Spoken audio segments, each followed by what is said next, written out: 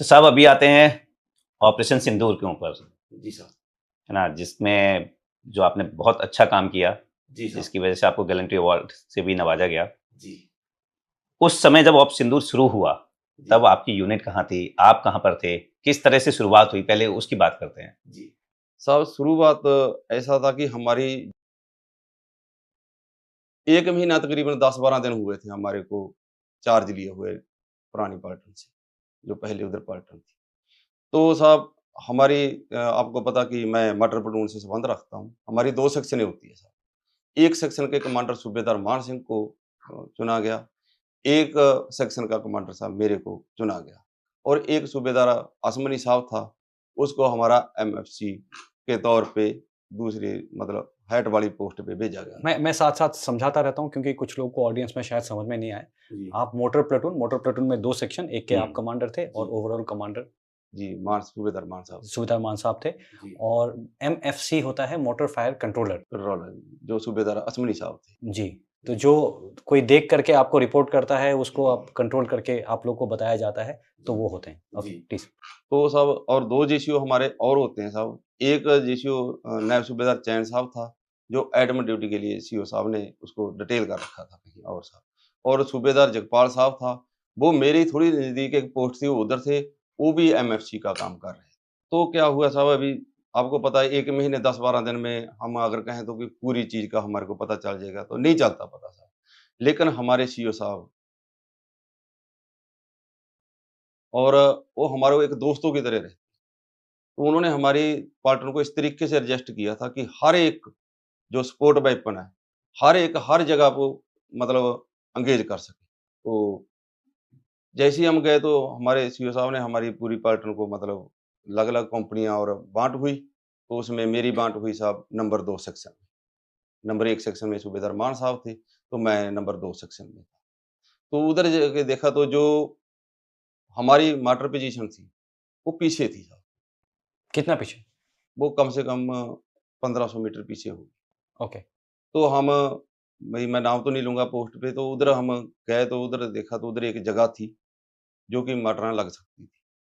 तो हमने सब उस एरिये में मटरों को डिप्लॉय कर दी। तो उधर तो दरख्त ऐसा थे। आपने क्यों किया? ऐसा साहब इसलिए किया कि अगर हम पीछे जाते, तो जो मटर का रेंज होता है, रेंज, वैसे रेंज कितना है?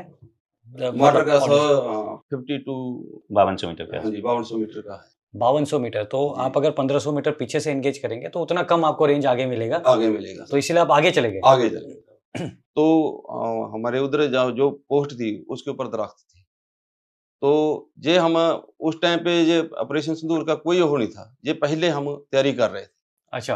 हाँ, उस टाइम पे हमारे को कोई पता नहीं था कि ऑपरेशन सिंदूर होगा, जहाँ ये अपना कोई ऐसी कोई बात हो जाएगी। तो साहब क्या हुआ तो उसमें दरख्त थे। तो मैंने एक दिन ऐसे ही प्रैक्टिस कर रहा था तो मैंने सोचा भी यार ये दरख्त को हम इधर से हटा दें तो अच्छा। तो अभी आपको पता दरख्त काटना ठीक नहीं है। मैं साहब साथ में ना थोड़ा और समझा भी देता हूँ।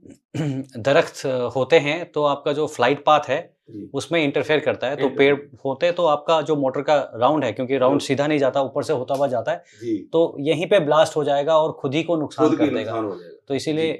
प्रॉब्लम होती है। प्रॉब्लम होती ओके, है। प्लीज़। तो मैंने साहब अभी आपको पता कि दरख्त ऐसे तो काट नहीं सकते, इसकी परमिशन लेनी पड़ती जी, है। जी, बिल्कुल। तो थे कंपनी कमांडर, तो मैंने ये बात उनको बताई साहब। उन्होंने मेरे को कम से कम 15-20 मिनट के अंदर-अंदर ही दोबारा रिप्लाई दे दी। बोला ठीक है मैं अभी आपको इसकी परमिशन मिल गई है हमारे को, आप काट सकते हैं। तो साहब हमने वो दरख्तों को उधर से हटाया और बिल्कुल अपने जितने भी मेरे को जो एरिया मिला था, जर्नल एरिया मिलता है हमारे को इतने से इतने, इतने डिग्री से इतने डिग्री तक।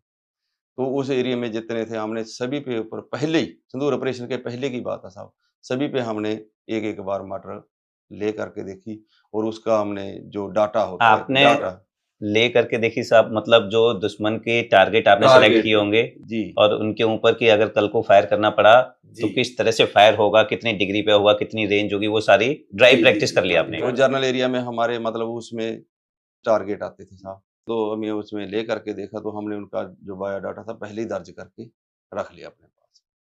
तो मटर साहब 2 तरीकों से ले होती है। एक एपी के तरीके से, एक ट्रैक्टर के तरीके से। तो हमने दोनों तरीकों से ले करके दिखा था। एपी क्या होता है?